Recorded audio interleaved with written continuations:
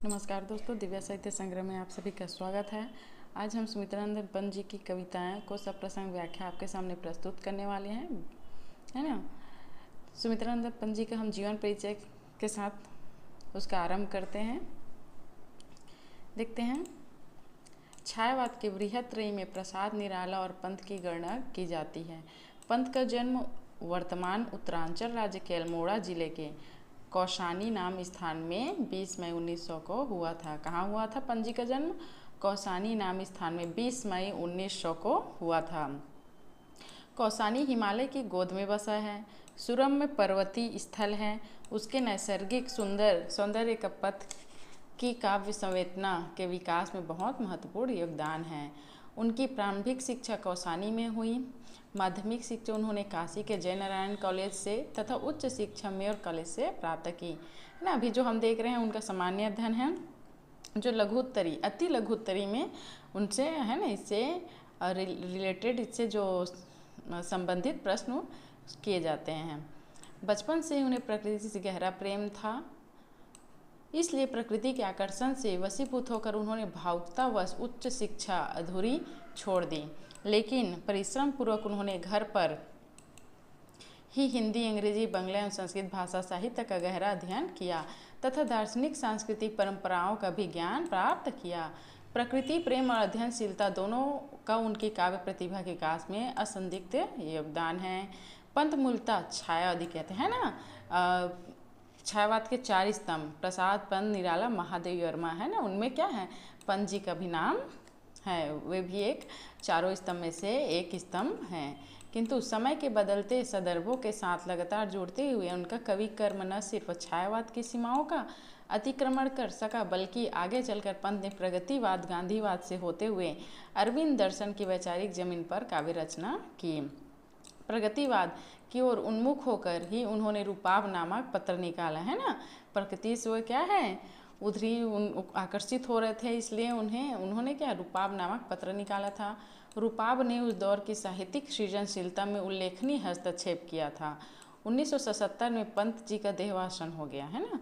उनकी प्रमुख कृतियाँ देखते हैं। वीणा 1927 में, पल्लव 1926 में, पथी 1929 में, गुंजंत 1932 में, युगांत 1936 में, है ना। ग्राम्य, स्वर्ण किरण, वाड़ी, कला और बूढ़ा चांटने चांद है ना, 1966, किरण, वीणा 1966 आदि। लोकायतन महाकाव्य की भी उन्होंने रचना की, है ना। उनके महाकाव्य अति लघुत्तरी प्रश्न किया जाता है कि पंत जी के महाकाव्य का नाम बताइए, है ना। तो पंत जी के महाकाव्य का नाम क्या है? लोकायतन। इसके अलावा पंत ने छायावाद का महत्वपूर्ण आलोचनात्मक गद्य भी लिखा। पंत शब्द शिल्पी कहे जाते हैं। छायावादी कविता की सजग और चित्रात्मक काव्य भाषा और उसको व्यंजना शक्ति को पंत ने बहुत से जतन से विकसित किया, पर उतने ही सजग भावशिल्पी भी थे। उनके कवि व्यक्तित्व का विकास प्रकृति की सूक्ष्म चेतना से लेकर सामाजिक यथार्थ और फिर व्यापक अध्यात्म बोध की ओर होते देखा जा सकता है। इस तरह उनकी काव्य यात्रा के 3 चरण पा सकते हैं, है ना। वीणा से लेकर गुंजत तक प्रथम चरण में पंत की सौंदर्य दृष्टि के मुख्य उपादान हैं। इस प्रकृति और आत्मबोधन, है ना। छायावाद के पहले लिखी गई कविताओं में उपादान बिल्कुल अनुपस्थित थे। इसलिए जब पंत प्रकृति के सौंदर्यात्मक चित्र रचते हैं और उसे गहरे आकर्षण तथा विस्मय के साथ देखते हैं, तो हिंदी कविता रोमांटिक भाव के सर्वथा अनजाने प्रदेश में कदम रखती है। आत्मसंबोधन और विस्मय इन काव्य मुद्राओं में गहरी विनम्रता और निश्चल पवित्रता सहज ही लक्ष्य की जा सकती है। पंत की शिशु सुलभ जिज्ञासा में प्रकृति का मनोरम चित्र ही नहीं, बल्कि उसका तांडव भी अंततः विस्मय की विराट संरचनाओं में मचचित होने लगता है। इससे उनकी परिवर्तन कविता में देखा जा सकता है। विकास और विनाश की कानक तत्व में अग्रसर समय उसका रहस्य आखिर अबूझ ही रह जाता है। संसार की अज्ञेयता इस एक तथ्य बन जाती है। युगांत के बाद कविताओं में खास तौर पर गाम्य रहस्यात्मकता और अज्ञेयता का कुहासा मानो छटने लगा। प्रगतिवाद के वैचारिक दायरे में कदम रखते ही पंत की काव्य संशय एक बार उलट जाता है। कल्पना के वायु लोक से उतरकर वे यथार्थ के धरातल पर कदम रखते हैं। जिज्ञासा और आत्मोद्बोधन की जगह अब तर्कशीलता और निम्न जनों के प्रति संबोधन की मुद्रा प्रकट होती है। दूधनाथ जी ने इस दौर की कविता को बौद्धिक चेतना का काव्य कहा है। बौद्धिक चेतना उन्हें संदेहवादी या निराशावादी होने से बचाती है और लोकोन्मुख दिशा देती है। लोक मंगल की वस्तु चेतना से उन्हें जोड़ती है। एक तरफ वे पुरातन की समाप्ति और क्रांति के परास्त होने की कामना करते हैं, दूसरी तरफ पुरातन के अवशेष नवनिर्माण का संकेत देते हैं। युगवाड़ी और ग्राम्या दरअसल पुराने के नष्ट होने और नए के आगमन के द्वंद्व की पृष्ठभूमि में रची गई कविताओं के संकलन हैं। इन कविताओं में भारतीय सामाजिक जीवन, खास तौर पर ग्रामीण समाज के नग्न यथार्थ का चित्रण करते हुए पंत ने अपने प्रारंभिक दौर के विलक्षण कलात्मक और कल्पना के वैभव को दांव पर लगा दिया। अब उन तक उनकी पहचान थी, यह सब उन्हें यथार्थ के गर्भ तक पहुंचाने के लिए जरूरी लगा।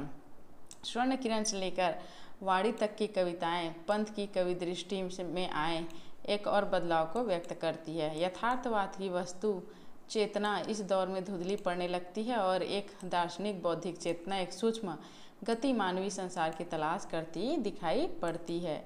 पंत का चिंतक उनके कवि पर भारी पड़ने लगता है। इसकी परिणति आखिर लोकायतन महाकवि में हुई है, जो विश्व मानव के अंतर्वाह विकास के परिकल्पना के रूप में वस्तुतः इस तरह का विचार काव्य है ना। आगे देखते हैं हम पंत जी की कविताएं जो BA द्वितीय वर्ष तथा अन्य सिलेबस में है ना, पाठ्यक्रम में सम्मिलित है। तो कुछ कविताएं उनके सब प्रसंग व्याख्या सहित आपके सामने हम अर्थ प्रकट करते हैं। सबसे पहले हम देखते हैं उनके रचित बादल कविता है ना। देखते हैं। सुरपति के हम ही हैं अनुचर, जगत प्राण के भी सहचर, मेघदूत की सजल कल्पना, चातक के प्रिय जीवनधर, है ना। मुग्ध सिखी के नित्य मनोहर, सुभग स्वाति के मुक्ताकर, विहग वर्ग के गर्भ विधायक, कृषभ वालिका के जलधर। तो देखते हैं, है ना। सुरपति के हम ही हैं अनुचर, है ना। तो इसमें क्या है, संदर्भ में लिख सकते हैं बादल पंत जी की प्रारंभिक कविताओं में से एक है ना। बादल क्या है, पंत जी के प्रारंभिक कविताओं में से एक है। इसमें बादल के कोमल तथा कठोर दोनों ही रूप को प्रस्तुत किया गया है ना। बादल क्या है, कठोर भी है और कोमल भी है। इन दोनों रूपों का क्या है, इस पदों में इसका वर्णन किया गया है। इस कविता में कवि की क्या है, कल्पना शक्ति विशेष रूप में दृष्टव्य है ना। प्रसंग में हम लिख सकते हैं कि इस कविता में कवि की कल्पना शक्ति विशेष रूप से देखा जा सकता है ना। देखते हैं व्याख्या। सुरपति के हम ही हैं, है ना, अनुचर, ठीक है। कहा जा रहा है, बादल कहते हैं कि हम अपने स्वामी सुरपति है ना, स्वामी इंद्र के अनुगामी हैं, क्योंकि वह जैसे हमें आज्ञा देते हैं कि हम वहाँ जाकर बरसना है, तब हम वहीं जाकर बरसते हैं। जगत प्राण के भी सहचर, हम जगत में प्राण संचार करने वाले पवन के भी क्या है, शाश्वत मित्र हैं, अनंत मित्र हैं, है ना।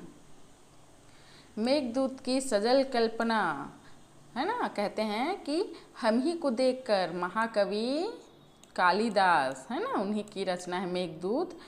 तो हम ही को देखकर महाकवि कालिदास के मन में मेघदूत नामक रचना करने की सजल कल्पना उनके मन में जागृत हुई, है ना।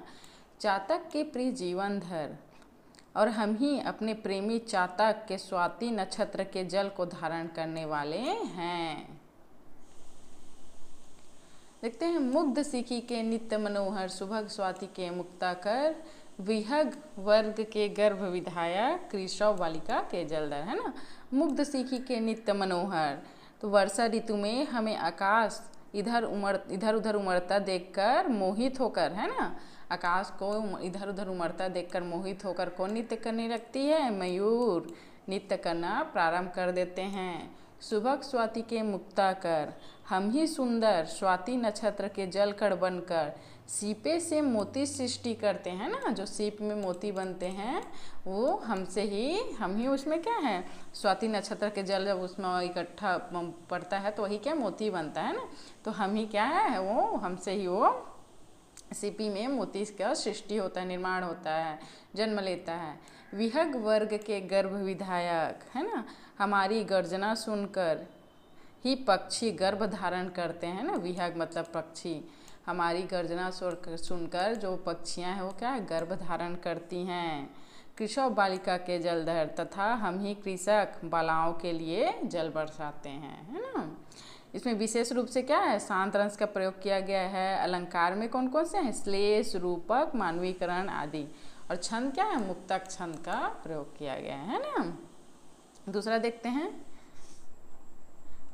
ये जलाशयो है ना। जलाशयो कमल दलोसा, हमें खिलाता नित दिन कर, पर बालक सा वायु सकल दल, बिखरा देता चुन सत्वर। लघु लहरों से चल पलनों में, हमें झुलाता जब सागर, वही है ना, वही चील सा झपट, चील है ना, मिस्टेक है टाइपिंग, वही चिल सा झपट बाह गह, हमको ले जाता है ऊपर, है ना। तो देखते हैं क्या कह रहे हैं इसमें, इस पंक्ति में कवि कह रहे हैं कि बादल का वर्णन एक बालक के रूप में यहाँ पे किया जा रहा है ना। बिखरा कहाँ है, हाँ है ना। जलाशय कमल दर्शन, मतलब इन पदों में क्या है, कवि एक बादल को एक बालक के रूप में वर्णन कर रहा है ना। तो देखते हैं, जलाशय कमल दलसा, है ना, जिस प्रकार सूर्योदय के कारण हमें खिलाता नित दिन कर, जिस प्रकार सूर्योदय के कारण कमल है ना, कमल पुष्प की पंखुड़ियाँ विकसित होती है, उसी प्रकार सूर्य के द्वारा हमारा जन्म और विकास होता है। पर बालक सा वायु सकल दल, किंतु जैसे एक बालक फूल की पंखुड़ियों को बड़े प्रेम से है ना चुनता है और फिर धरती पर है ना बिखरा देता चुन सत्वर, और धरती पर फिर बिखरा देता है, वैसे ही वह पवन हमारे समूह को शीघ्र अपने झोंके से तितर बितर कर देता है ना। लघु लहरों से चल पलनों में है मुझ, है ना। तो क्या है, जो हवा होते हैं वो क्या करता है, जो बादल के झुंड रहते हैं उसे इधर उधर हवा फैलाता है ना। तो वही कह रहे हैं कि जो हवा है वो क्या है, अब अपने झोंकों से हमें इधर उधर बिखरा देता है। लघु लहरों से चल पलनों में, हमें झुलाता जब सागर, वही झील सा झपट, चील झपट बहागा हमको ले जाता ऊपर, है ना। कह रहे हैं कि जब हमारा पिता समुद्र हमें छोटी छोटी चंचल लहरों के पलनों में झुलाती है ना, लेकिन लघु लहरों से चल पलनों में हमें झुलाता जब सागर। तो कह रहे हैं कि जब हमारा पिता है ना, हमारा पिता समुद्र हमें छोटी छोटी चंचल लहरों के पलने में झुलाता है, तब यही पवन है ना चील की भांति क्या करता है, हमें झपट कर बाहों को पकड़कर ऊपर खींच ले जाता है ना। बताया गया है दोस्तों, इसमें शांत रस है ना, अलंकार में उपमा, यमक, रूपक और मानवीकरण है, और छंद में मुक्त छंद का प्रयोग किया गया है ना। देखते हैं आगे, भूमि भ में छिप विहक पे फैला क्रोमल रोमुल पक, हम असख्य अस्फुट बीजों में सेते साथ छुड़ा जग पक, है ना। तो कह रहे हैं इन पंक्तियों में कवि ने बादलों का वर्णन फिर पक्षियों के रूप में किया है ना, पुनः क्या है, विहग पक्षियों के रूप में वर्णन किया है।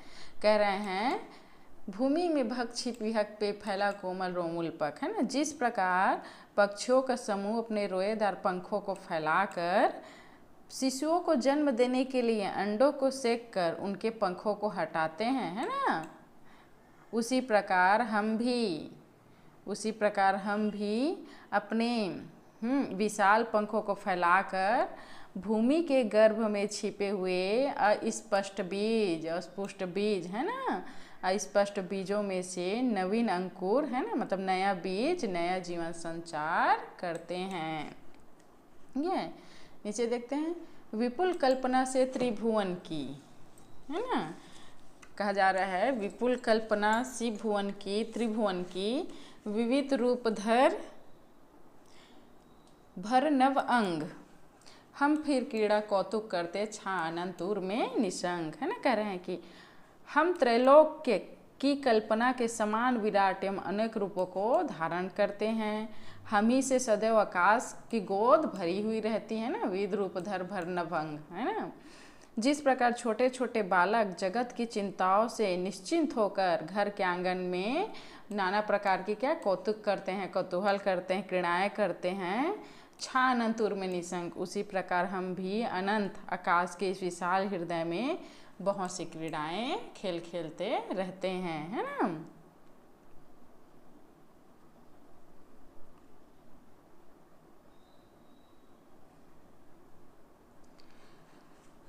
कभी चौकड़ी भरते मिर्ख से, भूपर चरण नहीं धरते, मत मत तंगज कभी झूमते, सजग सजग सशक नभ को चलते।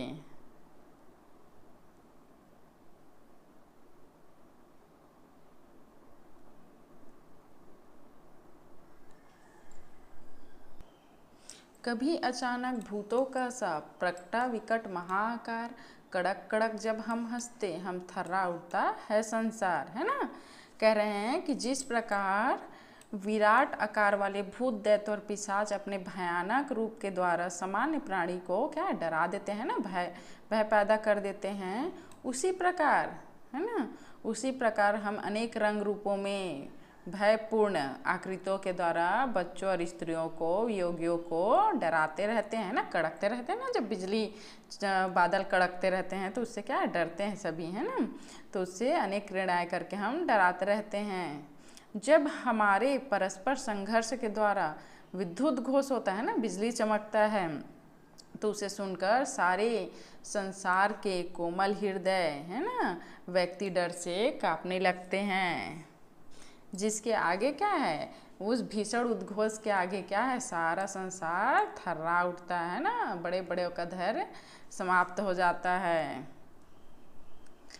फिर परियों के बच्चों से हम सुबह शिव के पग पसार, समुद्र पैरते सूची ज्योत्सना में पकड़ इटू के कर सुकुमार, है ना। फिर क्या है, जब इस प्रकार हम लोगों को डरा देते हैं तो दूसरे ही क्षण क्या है, परियों की जैसे पंखों को फैलाकर बालकों का रूप आकार ग्रहण कर लेते हैं, जिसे देखकर क्या है, भयभीत प्राणियों के मन में प्रसन्नता भर जाते हैं ना। बारिश होने के बाद सुंदर सा एक मौसम छा जाता है, तो उसे देखकर क्या है, भयभीत प्राणियों के मन में प्रसन्नता भर जाता है। फिर हम क्या है, सुंदर सीप, है ना, के समान अपने शुभ्र उज्ज्वल रतन पंखों को फैलाकर चांदनी के में लहराते हुए क्षीर सागर में चंद्रमा के किरण के रूपी हाथों को पकड़कर तैरना प्रारंभ कर देते हैं। उस क्षण, है ना, पकड़ इटू के कर सुकुमार, उस क्षण हमारे हृदय प्रसन्नता से क्या है, पुलकित हो जाता है ना। इसमें क्या है, भयानक रस, इन पदों में भयानक रस का किया गया है ना, भयानक रस दिख रहा है। अलंकार में उपमा, पुनरोक्ति, अनुप्रास, है ना, और मुक्त छंद का उपयोग किया गया, मुक्त छंद का प्रयोग किया गया है। बुद्बुद देवती तारक दल तरलित, तमके यमुना जल में श्याम, हम विशाल जयबाल जाल से कहते हैं अमूल अविराम, है ना। कहा जा रहा है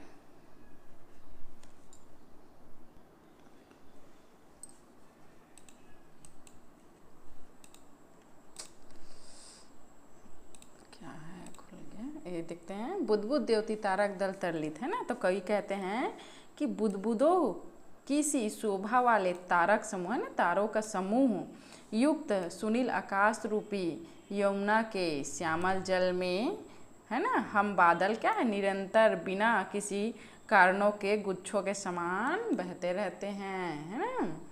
बोल रहे हैं ना, बुद्बुद देवती तारक दल तरलित, तमके यमुना जल में श्याम, हम विशाल जयबाल जाल से कहते हैं अमूल अभिराम, है ना। तो क्या है, इसको कवि कहता है कि बुद्बुदों की सी शोभा वाले तारों का समूह युक्त सुनील आकाश रूपी यमुना के क्या है, श्यामल जल में, है ना, बादल निरंतर बिना मूल काई के, है ना, बिना कोई काई के गुच्छों के समान बहते रहते हैं।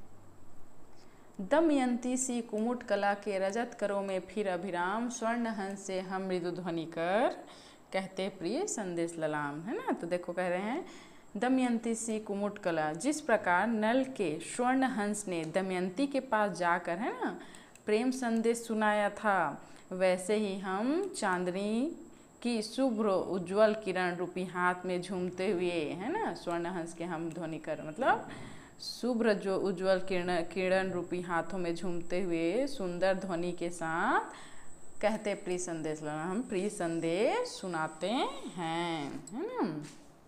फिर आगे देखते हैं, दोहरा युद्ध दाम चढ़ा द्रोत इंद्रधनुष की, कटकार, विकट पटह में निर्घोषित हो, वर्षा विशिख हो ससार, है ना। तो कह रहे हैं हम इंद्र रूपी धनुष पर, है ना, इंद्र रूपी धनुष पर शीघ्र ही बिजली की दोहरी प्रत्यक्षा चढ़ाकर अत्यंत भयंकर पूर्वक टंकार शब्द क्या है करते हैं। हमारी विकट पटह में निर्घोषित वर्षा विशिख हो ससार, है ना।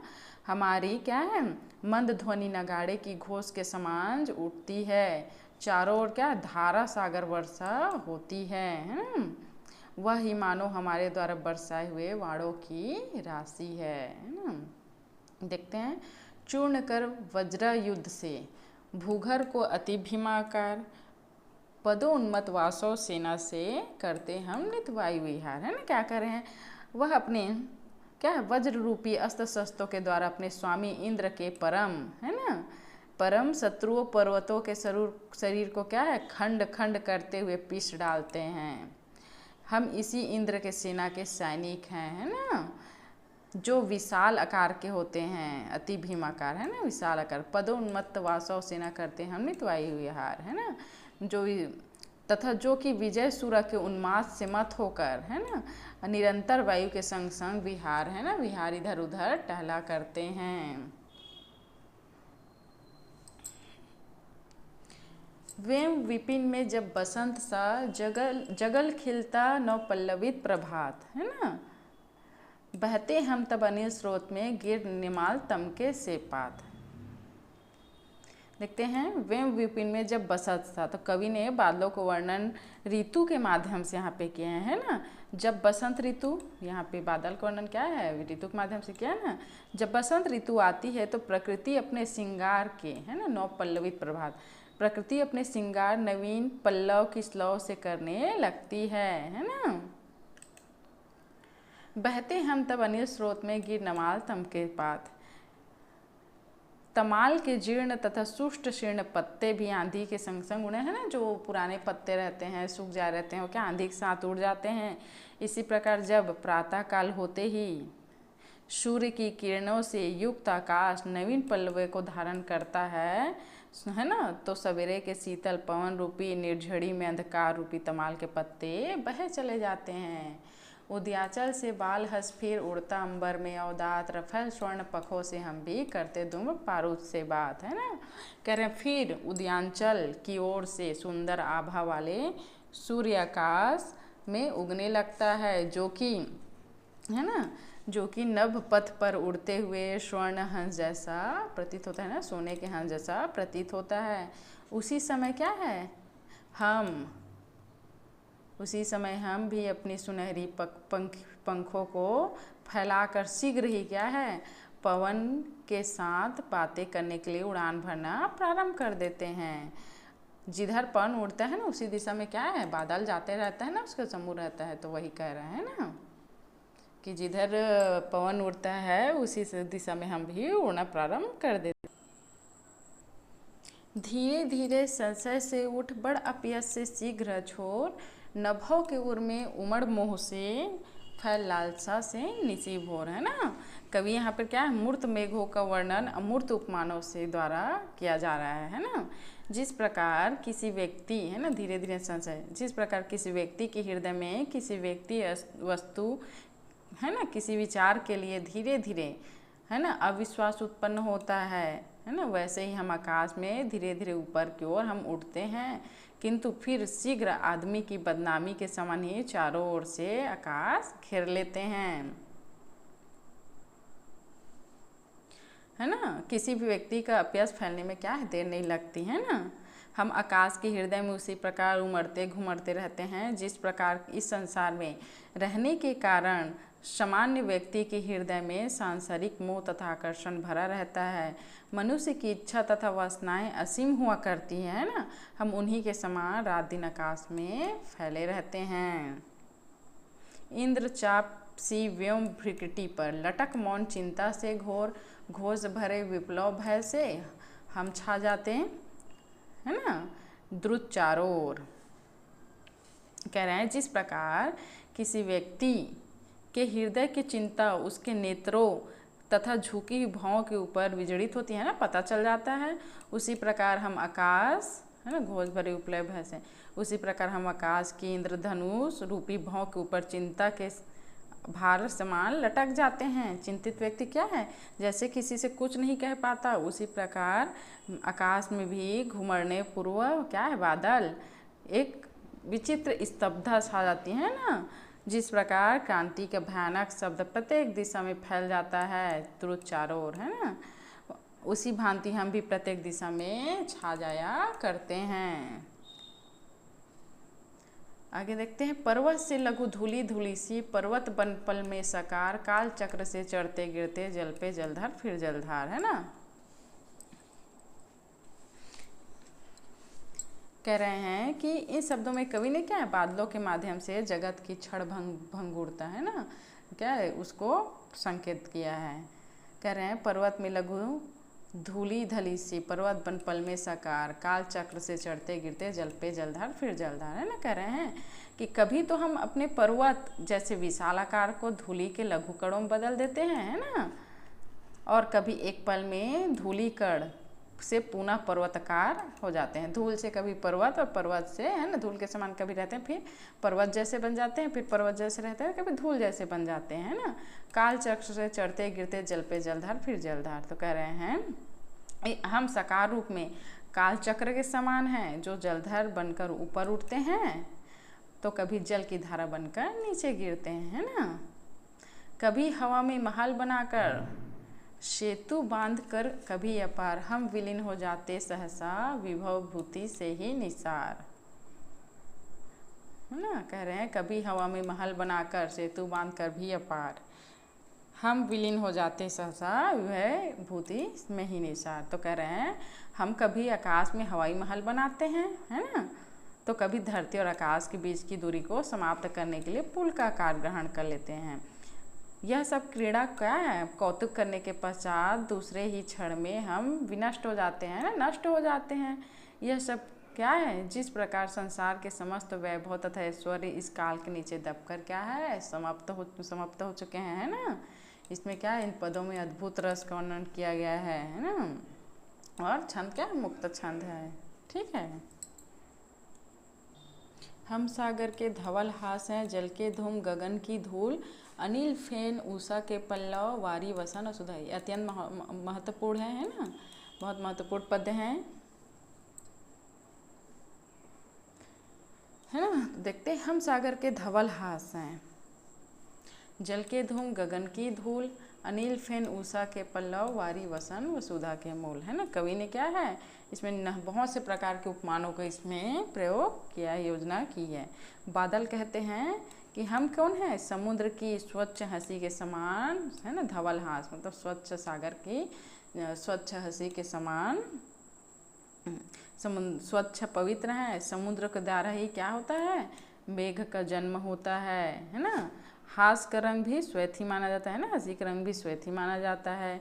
मेघ समुद्रों की हास है, हमारा वर्ण भी धुएं के समान होता है तथा हम जल से भरे रहते हैं, अतः हमें लोग जल के धूम भी, है ना, हमें लोग क्या जल के धूम भी कहते हैं, गगन की धूल भी कह सकते हैं। हम गगन पंथ में धूली राशि के समान चारों ओर क्या है, ऊंचे उठने वाले हैं। पवन की तीव्र झकोरें क्या करती हैं, सुवर्ण मेघों को चारों दिशाओं में फैला देती है, अतः हम अनिल फेन हैं, है ना, क्या है, हम अनिल फेन हैं। प्रभात काल में बादलों का रंग उदित सूर्य की अरुण पिंगल किरणों के प्रतिबिंब के कारण सुनहरा हो जाने, है ना, सुनहरा हो जाने के स्वस्थ पत्र राशि जैसे दिखाई देती है। जिस प्रकार वस्त्रों के द्वारा कोई भी व्यक्ति अपने शरीर को आवृत कर लेता है, उसी प्रकार हम भी वस्त्रों के रूप में भीतर जल छिपाए रहते हैं। हमारे बिना संसार एक क्षण भी जीवित नहीं रह सकता।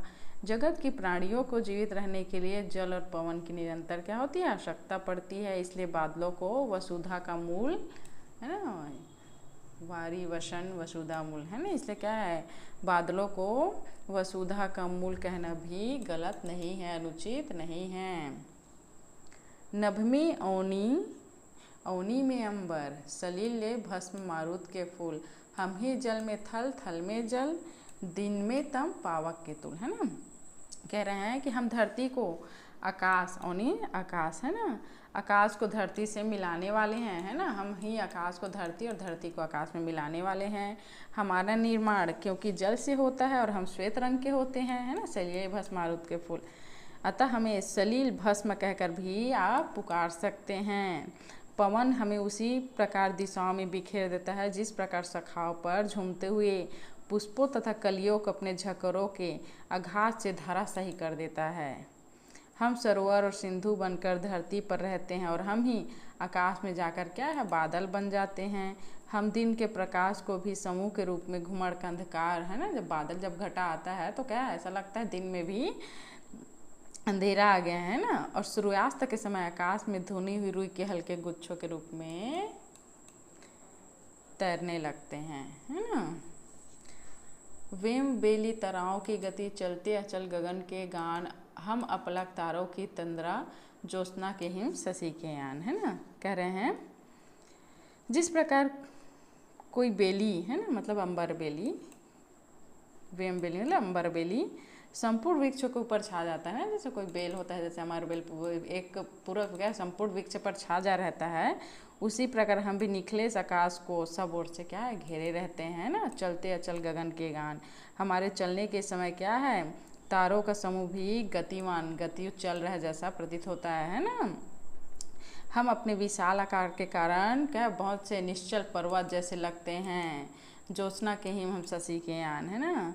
हमारी धीर क्या है, क्या हम कभी भी एक स्थान पे नहीं रहते, हमारी धीर गंभीर गर्जनाओं के साथ क्या करती है, संगीत के रूप में फैलती फूटती रहती है। जिस प्रकार सोते ही व्यक्ति के नेत्रों के तारों पलकों के भीतर बंद हो जाते हैं, उसी प्रकार हम रात भर जगे रहने के कारण क्या है निष्पलक तारों के लिए अलग निद्रा के रूप में प्रकट होने वाले हैं, है ना। हम क्या है श्वेत रंग के कारण ज्योत्सना के टुकड़ों के समान लगते हैं, जिनको अपना यान बनाकर चंद्रमा रात भर आकाश पथ में विचरण, है ना, रात भर विचरण करते रहता है। पवन धेनु रवि के पांचुल श्रम, शलील अनल के विरल वितान, व्योम पलक जल खग बहते थल, अम्बुधि के महासागर कल्पना महान, है ना। तो कह रहे हैं हम पवन रूपी ग्वालों की गाय हैं, है ना, हम पवन धेनु रवि पकान, हम पवन रूपी गायों ग्वालों की क्या गाय है। जैसे गायों का समूह ग्वाले के आदेश पर चलता है, उसी प्रकार जो बादल है पवन के संकेत पर चलते हैं। दिन भर परिश्रम करते रहने के कारण थके हुए सूर्य रूपी श्रमिकों के पैर में लगी हुई धूलि के समान ही हम धूसर वर्ग के दिखाई पड़ते हैं। हम पानी तथा पवन के बने हुए उस विरल झिने मंडप के समान है जो सदैव आकाश में ऊपर तना रहता है। हम व्योम के तारों उसी प्रकार ढक लेते हैं ना, व्योम पलक, हम उसी प्रकार तारों को ढक लेते हैं ना, जो भांति आँखों के तारे अपने भीतर छिपा लेती है। तो हम व्योम की पलकें हैं, हम जल के पखेरु हैं, है ना, जल खग बहते थल। बादल का जन्म समुद्र से होता है और वह फिर एक पक्षी की भांति आकाश में उड़ जाता है, अतः उसे जल पक्षी कहना स्वाभाविक है। कभी कभी हम इतने नीचे आकर उड़ने लगते हैं कि हमारे साथ धरती भी बहती दिखाई पड़ती है। हम भी विशाल समुद्र की कल्पना कराने वाले हैं। जिस प्रकार पुत्र को देखकर उसके पिता की कल्पना की जा सकती है, उसी प्रकार मेघों को देखकर उनके पिता समुद्र की भी कल्पना सहज की जा सकती है ना। बुद्धि की महासागर, है ना, एक पिता को देखकर उसके पुत्र की कल्पना की जा सकती है, पुत्र को देखकर पिता की, उसी प्रकार क्या है मेघों को देखकर उनके पिता समुद्र की सजल कल्पना हम कर सकते हैं।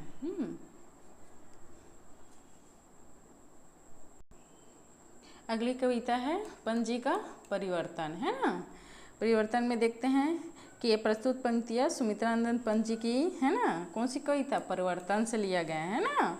इन पंक्तियों में क्या है देखते हैं। खेलता इधर जन्म लोचन, मुदती उधर मृत्यु छड़ छड़, अभी उत्सव और हास उल्लास, अभी अवसाद अश्रु उच्छ्वास, अचिरता देख जगत की आप, शून्य भरता समीर निश्वास, डालता पातों पर चुपचाप, ओस के आंसू नीला आकाश, है ना, शीशा कूटता समुद्र कमन, सिहर उड़ते उड़ुगन, है ना। इसमें क्या है, इस पंक्तियों पे जो पंत हैं उन्होंने क्या है, जीवन की सतत गतिशीलता पर प्रकाश डालते हुए कहा है कि संसार के जन्म और मृत्यु का चक्र चलते रहता है ना। संसार में क्या है, कोई जन्म लेता है तो कभी मृत्यु होती है, मृत्यु होता है, जन्म में क्या चक्र चलते रहता है ना। तो देखते हैं, खेलता इधर जन्म लोचन मुंदती उधर मृत्यु छड़ छड़। कह रहे हैं कि पंजी कहते हैं कि जो जन्म लेता है उसे एक दिन मृत्यु को प्राप्त होना है ना। यदि किसी घर में या एक पुत्र जन्म लेता है तो दूसरे घर में किसी व्यक्ति अपनी जीवन लीला पूर्ण कर विदा होता है ना। यदि है ना, जन्म यदि पलकों को उठना है तो मरण क्या है, पलकों का गिरना है। अभी उत्सव हास उल्लास, अभी अवसाद अश्रुच्छ्वास, है ना। कवि कह रहे हैं कि अभी जन्म उत्सव मनाया जा रहा है, सब हर्ष उल्लास में दिखाई देते हैं ना। अभी जन्म उत्सव मनाया जा रहा है, हास उल्लास सभी क्या है, हर्ष उल्लास दिखाई देते हैं। दूसरे ही क्षण क्या है, दूसरे क्षण विषाद दिखाई देता है, तो कोई आंसू बहा रहे हैं, आह भर रहे हैं ना। अचिरता देख जगत की आप, शून्य भरता समीर निस्वार, डालता पातों पर चुपचाप ओस के आंसू नीला आकाश। क्या है, हवा के चलने पर वृक्षों लताओं कुंजों में क्या है, एक विचित्र सा कंपन सुनाई देता है। वह मानो संसार की क्षण भंगुरता है ना, कि उसकी क्षण भंगुरता पर शून्य में छोड़ी समीर का निश्वास है। वृक्ष लताओं के पत्तों पर जो ओस की बूंदें हैं, मानो वो क्या है, वह आसमान के आंसू हैं। ये आंसू इस परिवर्तन को देखकर अनायास ही आँखों में निकल पड़ते हैं। समुद्र में ज्वार भाटा, आकाश में चमकते तारों का समूह स्पंदन मानो परिवर्तन से भयभीत होने का ही संकेत है ना। वो शीशा कुर्ता समुद्र मन सिहर उठते उड़ुगन, है ना। यही क्या है, आकाश में चमकते तारों का समूह का स्पंदन मानो परिवर्तन से भयभीत होने का संकेत है ना। इस पंक्तियों में क्या बताया गया है, संसार की दशा का चित्रण किया गया है ना। भाव क्या है, शांत भाव है, मुक्त छंद है ना। पुनरुक्ति, प्रकाश, मानवीकरण, प्रेक्षा, अनुप्रास इत्यादि अलंकारों का इसमें समावेश है। देखते हैं दूसरा, आज का दुख कल का हालात और कल का सुख आज का विषाद। समस्या स्वप्न गुण संसार पूर्ति जिसकी उस पार, जगत जीवन का अर्थ विकास, मृत्यु गति क्रम का हास, है ना। इसमें कई कह रहे हैं कि दुख के बिना, आज का दुख कल का, दुख के बिना सुख व्यर्थ है, अर्थात दुख के बिना सुख का महत्व ही नहीं है ना। दुख के बिना क्या है, सुख का महत्व ही नहीं है। दुख के बाद अगर सुख आता है तो उस सुख का हम क्या अनुभव अत्यंत ही प्यारा होता है, इसलिए दुख के बिना सुख का महत्व तो नहीं है। बिना आंसू वेदना जीवन बोझ लगती है ना। और आंसू जो बह जाता है तो क्या लगता है, मन हल्का लगता है ना। तो कह रहे हैं ना, इस संसार में दीनता दुर्बलता है, इस कारण क्षमा दया प्यार का भी महत्व है। यदि इस संसार में दिन दुखी ना हो, है ना, कल का सुख आज का विषाद, समस्या स्वप्न गुण संसार, है ना, पूर्ति जिसकी उस पार, जगत जीवन का अर्थ विकास, मृत्यु गति हम, है ना। कह रहे हैं कि यदि इस संसार में दिन दुखी ना हो तो फिर क्षमा दया की आवश्यकता नहीं रहेगी, है ना। कोई दुखी नहीं होगा तो उसके प्रति हमें दया नहीं आएगी, है ना। कोई गलती नहीं करेगा तो क्षमा नहीं करेंगे, है ना। तो इस जगत में सुख दुख का जो चक्र है क्या है, घूमते रहता है। दुख के द्वारा ही सुख की उत्पत्ति होती है। जो कल जो सुख था वह आज दुख में परिवर्तित हो जाता है। इस कारण संसार गूढ़ समस्या बना हुआ है, जिसका हल क्या है, उस पार है ना। अर्थात इस भौतिक संसार को त्यागने पर ही गूढ़ समस्या का हल हो सकता है। संसार में जीवन का अर्थ क्या है, जगत जीवन का अर्थ विकास, है ना।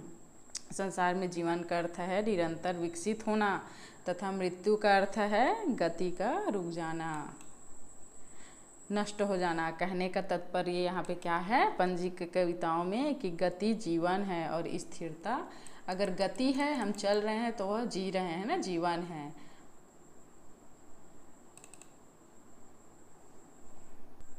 और अगर गति रुक गई तो क्या है, मृत्यु है ना। तो अगली इस पंजी की कविताएं हैं ताज, है ना, देख लेते हैं।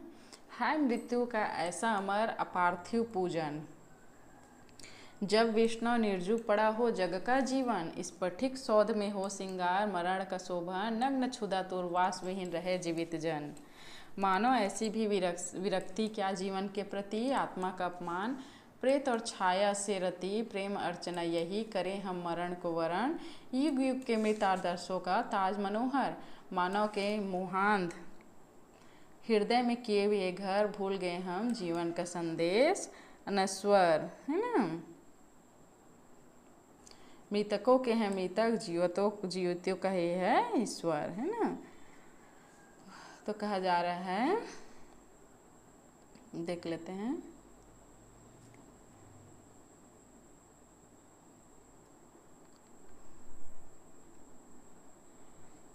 कवि क्या है इसमें, है ना।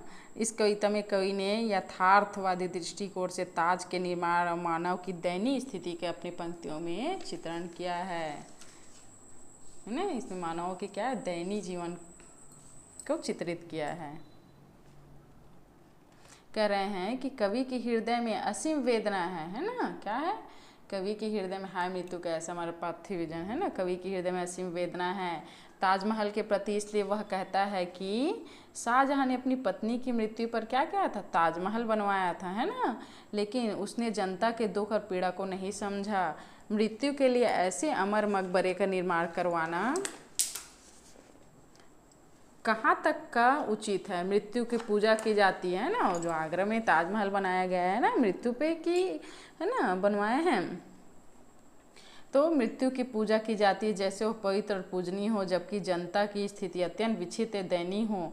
जनता क्षुधा से तड़प रही हो, है ना, गरीबी से तड़प रही हो, जग जीवन इस पट्टिक स्वाद में, लेकिन फिर भी क्या है, नग्न क्षुधा तुर्वास में रहे जीवित जन मानव, ऐसी विरक्ति क्या जीवन के प्रति, है ना। जनता क्षुधा से तड़प रही है, निर्जीव की प्रतिमा की क्या पूजा हो रही है ना।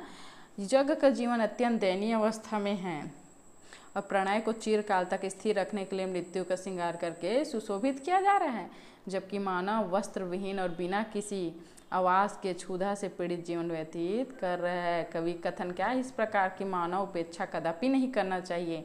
मृतक मानव को तो इतना महत्व दिया जाए कि जीवित मानव के प्रति विरक्ति का भाव रखे।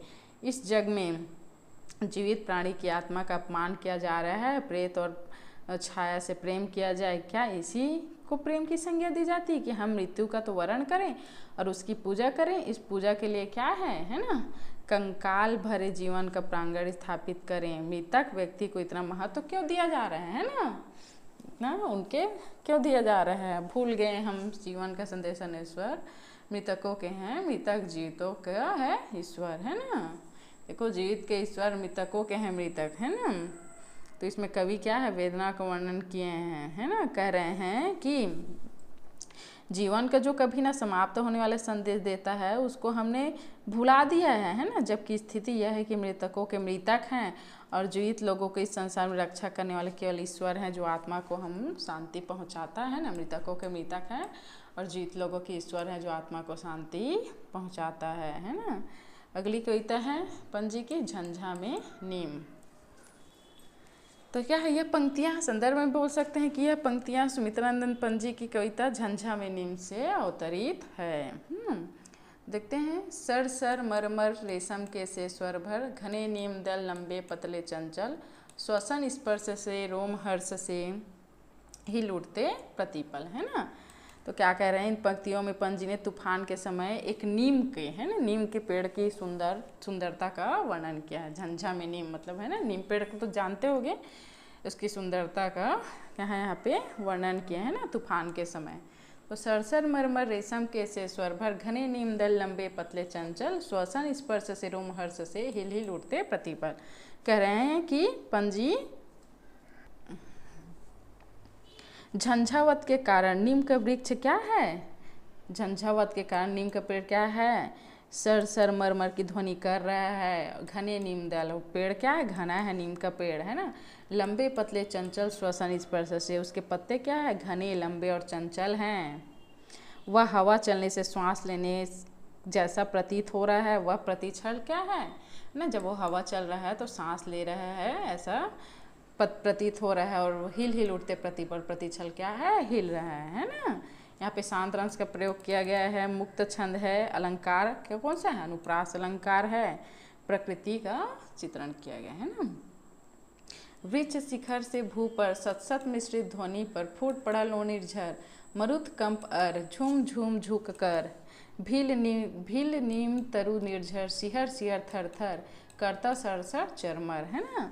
तो पंजी कहते हैं कि यह नीम पेड़ क्या है, नीम का वृक्ष ऊपर चोटी से, है ना, वृक्ष शिखर से भू पर, ऊपर चोटी से नीचे तक सैकड़ों मिश्रित ध्वनि कर रहा है ना, सत सत मिश्रित ध्वनि कर, है ना। तो ऊपर सैकड़ों, ऊपर जो है ना कि यह नीम का वृक्ष ऊपर चोटी से नीचे तक सैकड़ों मिश्रित ध्वनि कर रहा है।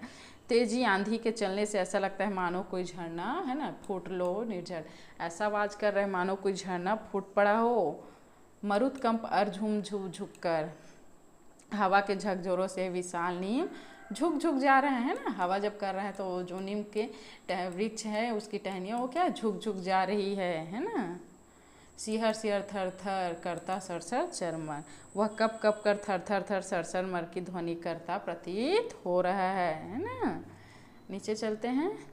लिप पुत गए निखिल दल, वन मरमर में ओझल, वायु वेग से अविरल, धातु पत्र से बजकल, खिसक खिसक सांसें भर, भीत पीत किस निर्बल, है ना। नीम दल सकल झरझर पड़ते पल पल, है ना। देखिए फिर क्या कह रहे हैं, पंजी कहते हैं, है ना। पंजी क्या कह रहे हैं, लीप पूत गए हरित दल, क्या बोल रहे हैं कि तेज झंझावत के कारण, है ना, तेज झंझावत के कारण नीम के वृक्ष हरे पत्ते लीपे पुते से लग रहे हैं ना, हरे, है ना, हरे पत्ते के कारण लीपे पुते से लग रहे हैं, अर्थात क्या हो गए हैं, वो बेकार हो गए हैं। वन मरमर में ओझल, वायु से विरल, वे पत्ते धातु पत्तों के समान बजने लगते हैं, है ना, तथा अपने अपने स्थान से क्या है वे खिसक गए हैं, और खिसकते से प्रतीत हो रहे हैं ना, खिसक खिसक सांसें भर, और प्रतिक्षण, है ना, क्या खिसकते से प्रतीत हो रहे हैं। पीत पीत किस निर्बल, नीम दल सकल झरझर पड़ते पल पल, क्या है वो क्षण क्षण पृथ्वी पर गिर रहे हैं ना, जो पत्ते सूख गए हैं जिनमें जान नहीं है वो प्रतिपल क्या है खिसक रहे हैं, अपने स्थान से खिसक रहे हैं, ऐसे प्रतीत हो रहे हैं। और क्षण क्षण क्या है वो झरझर पृथ्वी पर वो नीचे गिर रहे हैं, है ना। इन पंक्तियों में पंत जी ने क्या है प्रकृति का चित्रण किया है ना, मुक्त छंद का प्रयोग किया है और अनुप्रास अलंकार, है ना, अनुप्रास अलंकार का प्रयोग किया है। आज हम देखे हैं इस वीडियो में पंत जी की कविताएं कौन कौन सी, झंझा में नीम, है ना, और कौन कौन से हैं, ताज और परिवर्तन, और एक और कविता हमने देखे हैं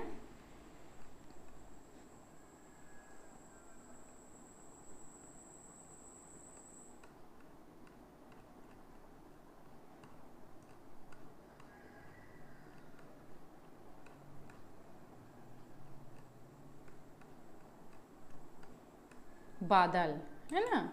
आज हम बादल, झंझा में नीम, परिवर्तन, ताज कविताएं लेके हमने संदर्भ प्रसंग सहित आपके सामने व्याख्या की है। धन्यवाद दोस्तों।